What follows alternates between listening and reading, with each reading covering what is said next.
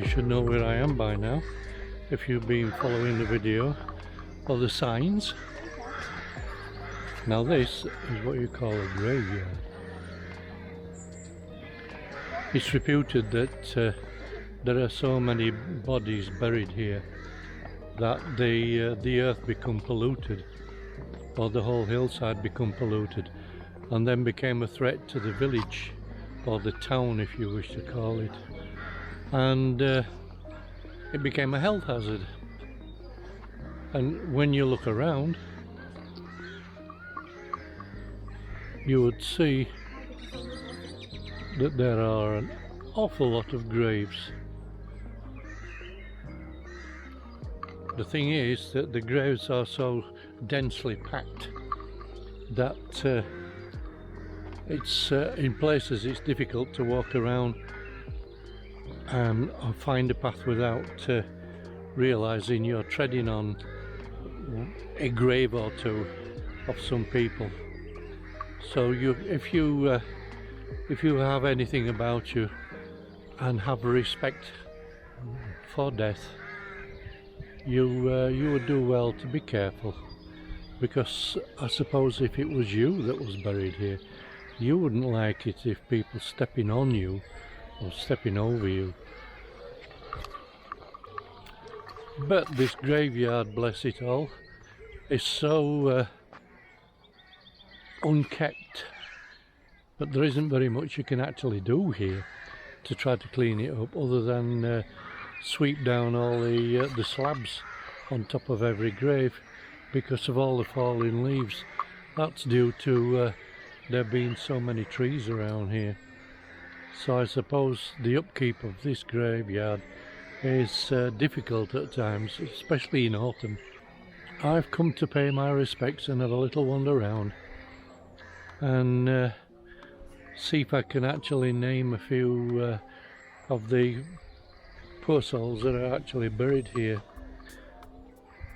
Because the slabs are flat and they take a hammering from the weather, I can take it that the nature is doing its utmost to literally wear everything out.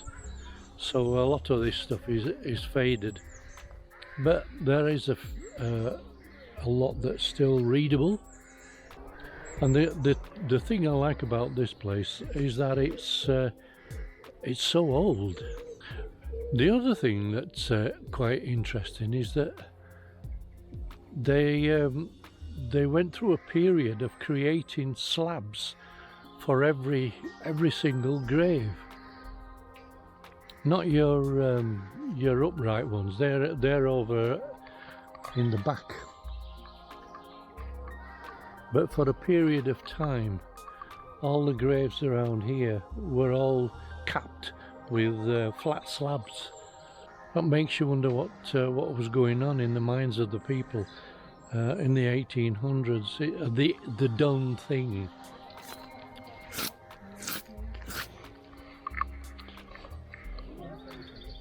One of the things I'm interested in are the names of people.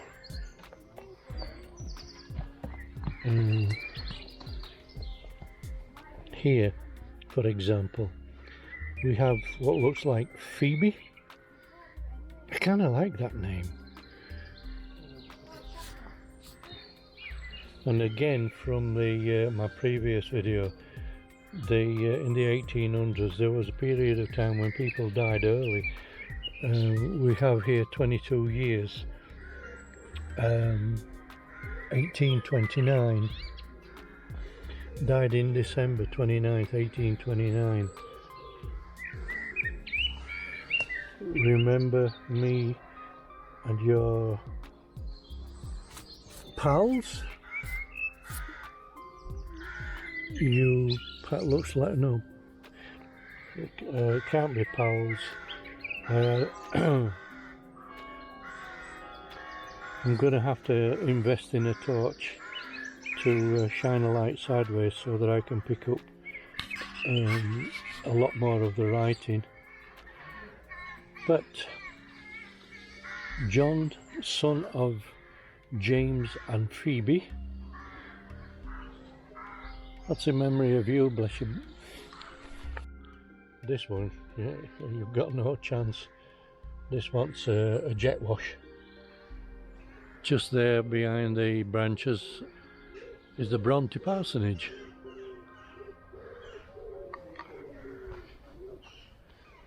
This is Sarah, wife of William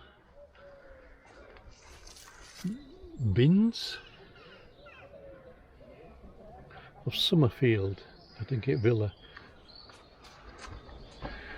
One of the traditional names that I see a lot on these gravestones is the name Mary. Mary Ann, is it Mary Ann? Daughter of Richard and Sarah. There's the name Sarah. I've come across a few Sarahs. November 26, 1846, age 5 years. Oh, for goodness sake. I'm going to have to try to look up why there are so many young children dying in the 1800s. Was it cholera? The wife of Joseph Hurd of Haworth, who died October 15th, 1859, in the 27th year of her age. Again, somebody who was young in her age.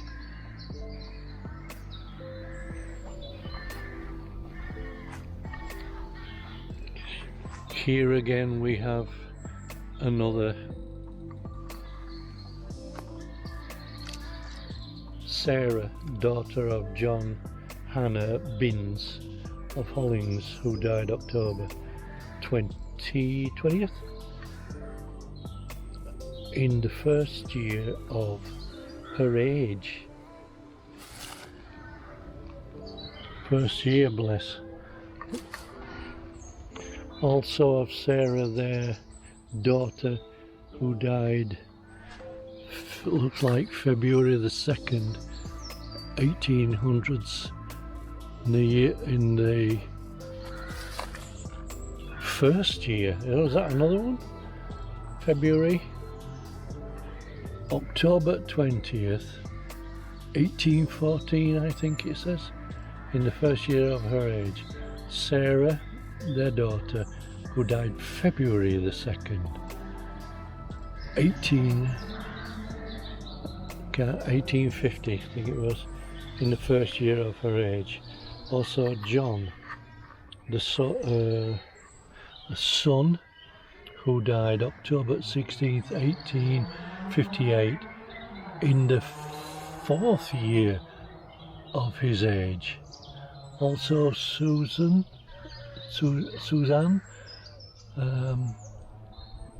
who died November 4th, I think it is, 1859, in this 15th year of her age. Also Jacob Johnson departed this life in March, in the first year of his age. That's an entire family, all of them very, very young, bless them. Goodness me, what on earth was taking them?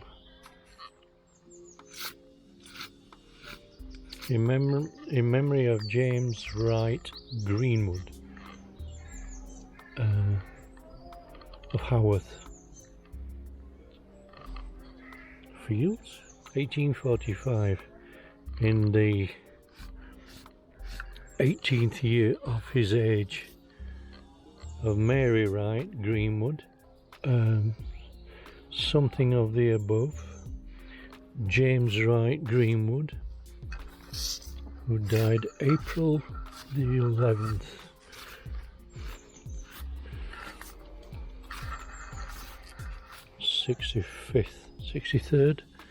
Sixty-third year.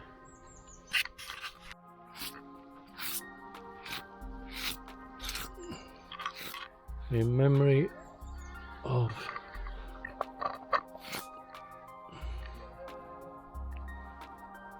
can't make out that name.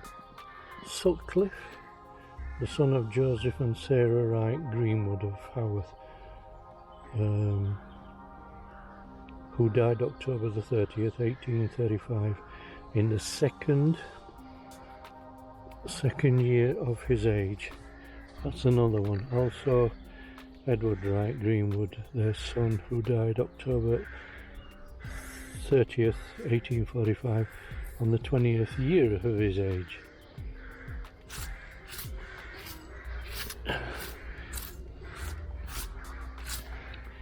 '55th year of his age. Hannah, wife of Joseph, who died February 7th, 1855, in the 25th year of her age. It's an entire generation. Hannah Wright Greenwood, their daughter, who died in February 1855, aged 14 years. What on earth were they doing? Scurvy? Disease? This one also of Tempest. I presume that's the name of the place where they were, the town. I'll have to check on that. The son of James and Sarah. There's that name again, Sarah, who died September the 6th, 1840, in the second year. Oh bless, that's another one. Second year of his age. Also of the above named Tempest Feather, who died January 10th, 1847, in the 84th year of his age. Now, somebody who has lasted a bit longer. Also of James Feather, the above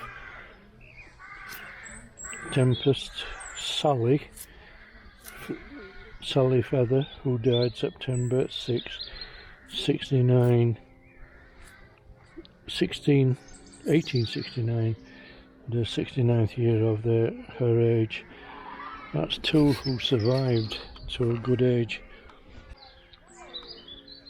It's an incredible graveyard.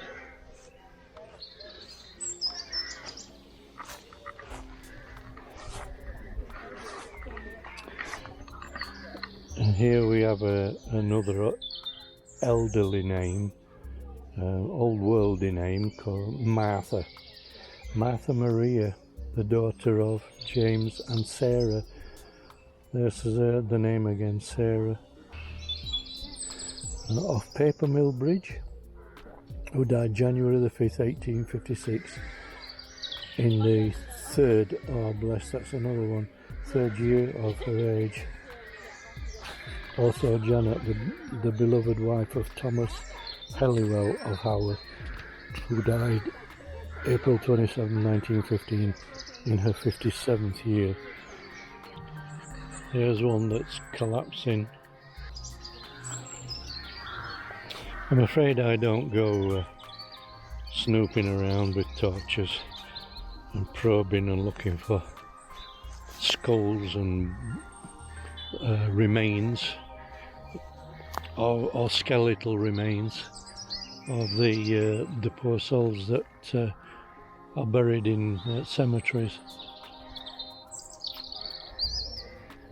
That for me is a little bit extra morbid curiosity.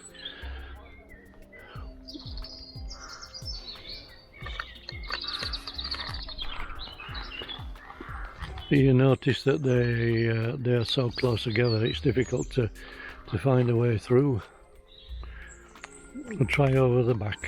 Now this is another interesting one. It is the grave makers or the stonemasons have gone to town on several of these coverings for each grave, and they've literally wrote reams and reams of words.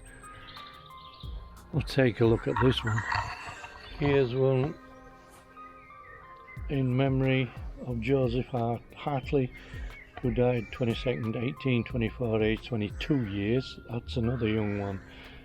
And also of Joseph, son of Joseph and Elizabeth Hartley, who died March the 10th 1837, aged 1 year. And of James, their son, who died in May 12th 1839, aged 1 year. That's 2 years later they had another child, and died after only 1 year, just like the previous.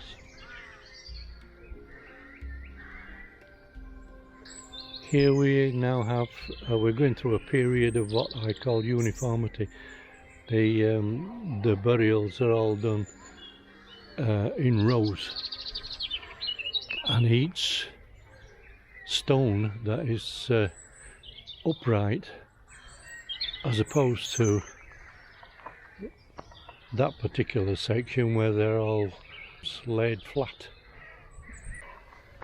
So someone must have come along and decided that this would house a lot more people in a simplistic fashion, as opposed to the heavy, what I call industrial stones.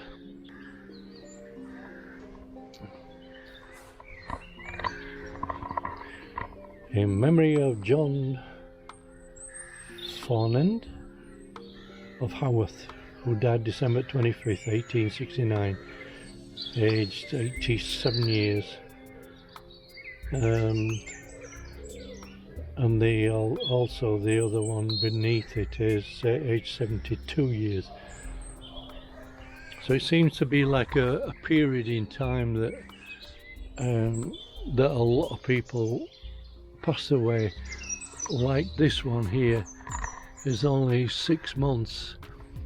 William Lydia Middleton, who died June 1867, aged only 6 months.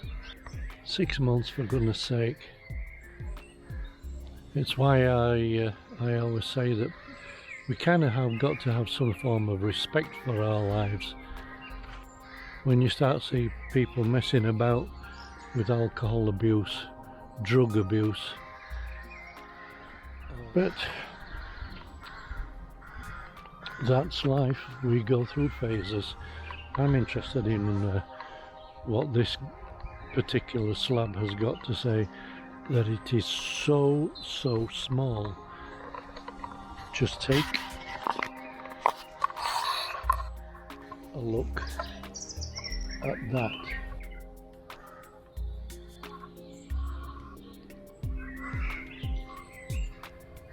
And the writing is so small, and it is it's quality writing as well. This is Greenwood, yes, James and Hannah Greenwood of Woodlands. Let's take a walk up here and see what we can find. But there are so many graves, it's hard to actually walk. You have to be careful. One of the other names that seems to be coming out to me is John, and again more Sarahs, a lot of Johns and Sarahs, Emily's. 1876, in the 85th year, someone who lasted a good age. William, their son, who he died in June 26, 1896, in his 84th year? Yep, it's 84th year. You either survived or you didn't.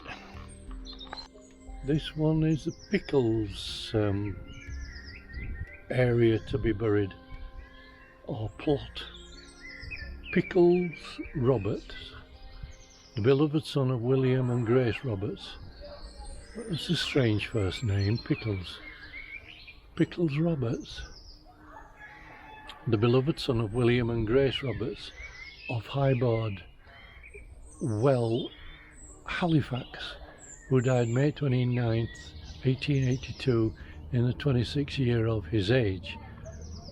Again, another youngster, also of the above name William Roberts, who died March 29th, 1889, in the 79th year of his age. One underneath is 26th year of his age. There's the name Mary again that someone had. It seems to have been a favourite of people to pick the name Mary. Here we have Reverend James Whaley of St Albans in Leeds, who died August 24th, 1882, aged 50 years. Also Betsy, his wife, born March 1825 and died October 13, 1885. That's 3 years after him. This one, who died January 28th, 1883, aged 8 months. The name Henry Edward Fanny Elizabeth Knight, Knight,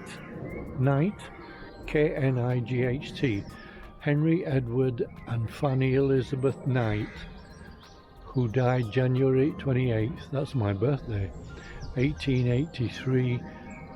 This poor soul died only 8 months. And Henry Edward Knight of Chipping Campden in Gloucestershire, who died November 4th, 1832, aged 32 years.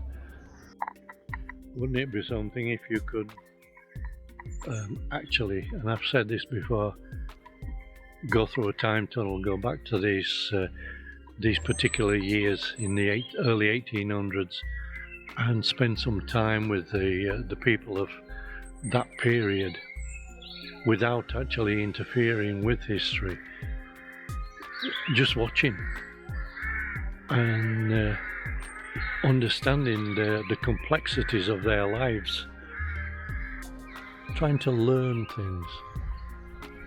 Here we've got Richard Schofield of Coldshaw, Haworth, who died August 26, 1931, aged 75 years. Also of 2 children who died in infancy. Here we're getting something a bit more substantial. The more money you had, the bigger your send-off. Let's take a look down here.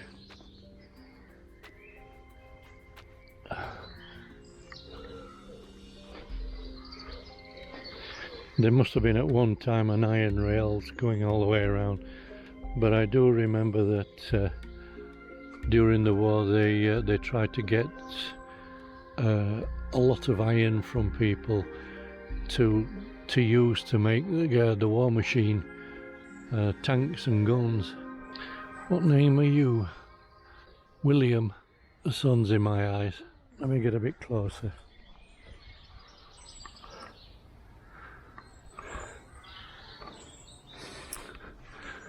Right. In memory of Mary, the wife of William something or other, held of Middlestown, near Wakefield, and daughter of Robert Arthur of this township. She died on the 29th of September 1865, aged 37. It seems like industry has got to all these gravestones. The ones in front, the ones behind. They're black. I wonder how much it costs, or cost, in those days to create such exuberance, such elaborate workmanship. There's a nice name, Marion Louise. Their dearly beloved daughter, born April the 4th, 1871, died May the 1st, 1897. Peace, perfect peace. Anybody ever wondered whether you do get peace when you cross over? That'd be something to ask Spirit. Is there a preference? Interesting to look at or to wonder about the way people chose their names in the 1800s in relation to the people who chose the names of our generation. There's a name over there she was called Nanny Rushworth. Sarah was a preference for a lot of people. Mary. I suppose as the generations move along that the names or the preferences for the names change. I'm looking at someone called Philip Gordon Merrill, youngest son who died September 26, 1919, age 35. Also of Mary. There's the name Mary again. So Mary is quite a substantial name around here. Mary and Sarah. But I like the name over here. Forgive me. I quite like that name, Susie. Mary and John. Hannah. Peace be with you all. But goodness me, I'm finding it extremely difficult to walk along here. There's no room. There's another nice name. Hello Nellie Tomlinson, and another Edward Feather. He died 1883 in the 68th year of his age. John, Nellie, Sarah, Ada, Anne. Also have of Marmon, their daughter who died. That's a strange name. Let me have a closer look.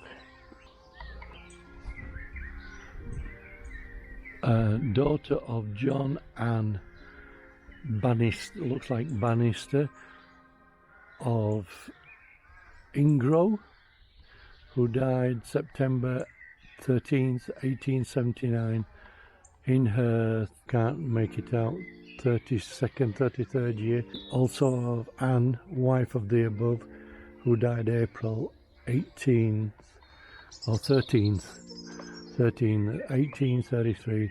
But this has caught my eye. Mary Ann. Mary Ann. When you actually add a second name to your own name,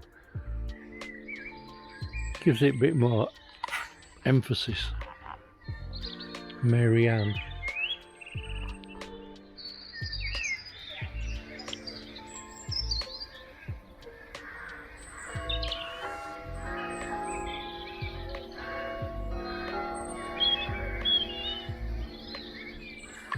And here's what I've just been talking about, when you actually have a second name after your first. Henry Edward Knight. It's a wonderful name. Another one, William George, if that's his second Christian name. What have we here? Amelia. That's a wonderful name. John and Elizabeth Holmes of Haworth, who died November 1st, 1837, aged, oh bless, 1 year. Also Amelia, her daughter, who died August 29th, 1852, aged only 14 weeks. Oh, God, they suffered terribly. Also of the above, Elizabeth, wife of the said John Holmes, who died November the 4th, 1872, 58th year of his life. But goodness me, age 1, I couldn't cope with that. But they've actually lost 2, 14 weeks. August 1852 and 1837, 1 year old. You suffer once, it's bad enough. But one last look. I'm gonna head down to a cafe, have one last cup of tea and see where I go from here. Just being careful where I put my feet. The ground is not user friendly. I say peace to everybody that's here. One last name to put to you is Ethel. E-T-H-E-L, Ethel. I haven't heard that for a long time.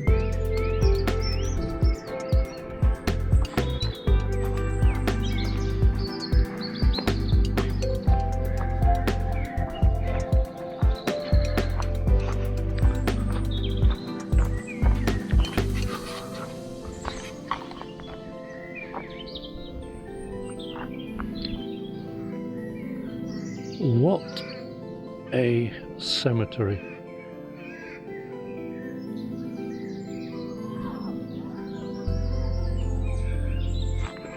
Imagine being the Brontes and having to look out of their window and see this every day.